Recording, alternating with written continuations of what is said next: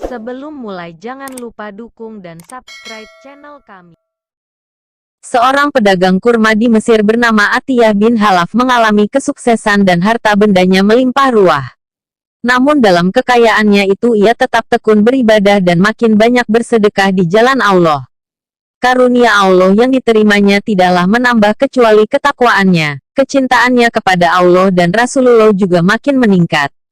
Tetapi sepertinya Allah ingin menguji keimanan dan ketakwaan Atiyah lebih lanjut. Tiba-tiba saja usahanya mengalami kemunduran. Pelan tetapi pasti ia menjadi bangkrut sehingga tidak memiliki apapun kecuali rumah dan sekedar pakaian yang dipakainya itu. Untuk makan sehari-harinya ia harus berusaha pada hari itu juga. Bahkan tidak jarang ia tidak memperoleh apapun untuk dimakan. Namun dalam keadaan yang seperti itu, ia tetap bersyukur kepada Allah. Karena dengan tidak adanya kesibukan mengurus perniagaannya, ia mempunyai waktu lebih banyak untuk beribadah kepada Allah.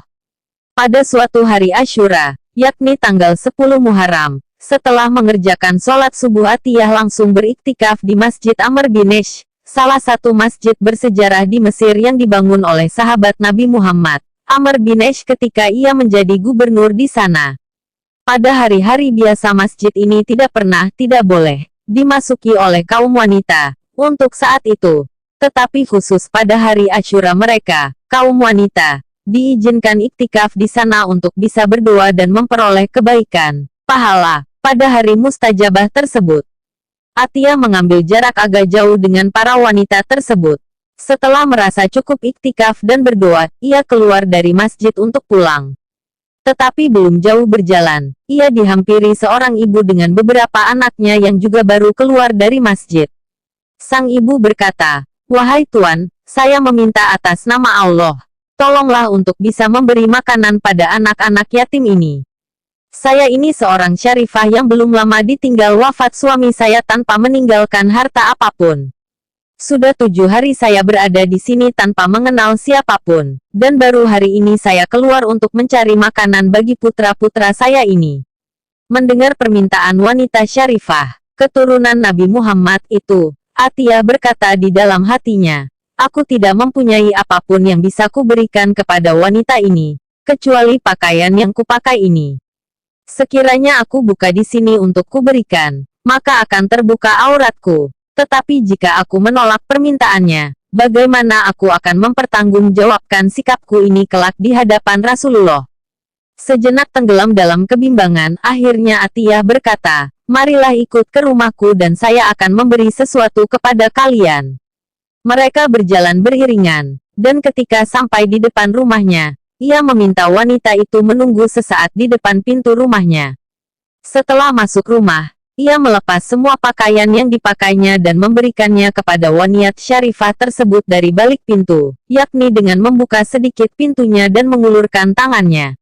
Ia berkata, "Juallah pakaian ini, dan gunakan uangnya untuk membeli makanan bagi anak-anakmu." Wanita itu sangat bergembira dengan pemberiannya itu, dan serta-merta berdoa, "Semoga Allah memberikan kepada Tuan pakaian dan perhiasan dari surga, dan semoga setelah hari ini, Tuan tidak lagi berhajat, memerlukan, kepada orang lain." Atiyah sangat gembira dengan doa wanita tersebut dan mengaminkannya.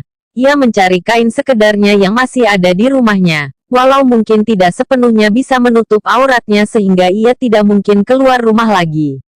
Ia hanya berzikir dan sholat di dalam rumahnya, dan menutup pintunya untuk tidak menerima tamu dengan keadaannya seperti itu. Pada malam harinya, ketika ia tertidur karena terlalu larut dalam zikirnya, ia bermimpi didatangi oleh seorang wanita yang sangat cantik layaknya seorang bidadari. Tidak pernah ia bertemu dengan wanita secantik itu. Wanita itu, yang ternyata memang seorang bidadari, membawa sebuah apel, yang kemudian menyerahkan kepadanya. Setelah Atiyah membuka atau membelahnya, ternyata keluar pakaian dan perhiasan yang sangat indah dari dalamnya. Sang bidadari memakaikan pakaian dan perhiasan itu kepada Atiyah, kemudian ia duduk di pangkuannya. Antara kaget dan senang, Atiyah bertanya, "Siapakah engkau ini?" Bidadari itu berkata, "Aku adalah Asyura, istrimu kelak di surga." Atiyah berkata lagi, "Sepertinya aku tidak mempunyai amalan yang istimewa, Dengan amalan apakah aku memperoleh karunia yang sebesar ini? Bidadari itu berkata, berkat doa dari wanita janda dan anak-anak yatimnya yang engkau tolong kemarin itu. Seketika itu Atiyah terbangun, ia masih di dalam rumahnya yang gelap dan pakaian kainnya yang seadanya, tetapi bau harum pakaian dan bidadari dari surga itu masih menyebar di sekelilingnya. Ia sangat gembira dengan mimpi yang begitu nyata dirasakannya. Ia segera berwudu dan sholat 2 rakaat, kemudian berdoa, "Ya Allah, bila mimpiku itu memang benar dari sisimu, dan Asyura, itu memang istriku di surga, maka segerakanlah kematianku, ambillah ruhku sekarang juga." Usai berdoa itu, tubuhnya jatuh terkulai ke atas sajadahnya, dan ruhnya terbang ke hadirat Allah dengan mulut tersungging senyum.